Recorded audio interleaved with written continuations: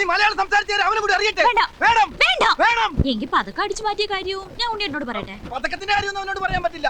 എന്നാ എന്റെ കാര്യം തൽക്കാലം ഉണ്ണിയേട്ടൻ അറിയണ്ട. എന്റെ കാര്യം തൽക്കാലം ഉണ്ണിയേട്ടൻ അറിയണ്ടാന്ന്. സുന്ദര എന്താടാ? ആശ്വാസായി. ഞാൻ വിചാരിച്ചു വിളാരണ്ട് പൊക്കിക്കൊണ്ടുപോയിന്ന്. നീ എന്തിനാ വിളിച്ചു കൂവിയെ? പതക്ക. പതക്ക? പതക്ക ഈ വെണ്ടക്ക പോലത്തെ, വെണ്ടയ്ക്ക പോലത്തെ പതക്ക, വാഴക്ക പോലത്തെ, ഈ വള്ളിമ തൂങ്ങിട്ട് പാവക്ക പോലത്തെ, ഈ കോവക്ക പോലത്തെ. നിനക്ക് എന്താ പറ്റിയത്? ഓ അത് ശരി, നിന്നെ ഇവിടെ തല്ലിയല്ലേ? ഇങ്ങോട്ട് മാറിയുന്നേ. ഇത് ഇവളുടെ സ്ഥിരം പങ്ക്തിയാ. നീ എന്തിനാ അവനെ അടിച്ചത്? ഇവൻ എന്റെ അമ്മയുടെ വയറ്റിൽ പിറക്കാതെ പോയെങ്കിലും എന്റെ അച്ഛന്റെ അകന്ന ബന്ധുവാ. ഇനി ഇവനെ തല്ലിയുണ്ടെങ്കിണ്ടല്ലോ ഞാൻ നിന്നെ കെട്ടിപ്പിടിച്ച ഒരു ഉമ്മ തരും. ഞാൻ ഉമ്മക്ക് തന്നെ. നിനക്ക് എന്താ കുഴപ്പം? എന്നിട്ട് ഞാൻ നിന്നെ ഇങ്ങനെ കോരി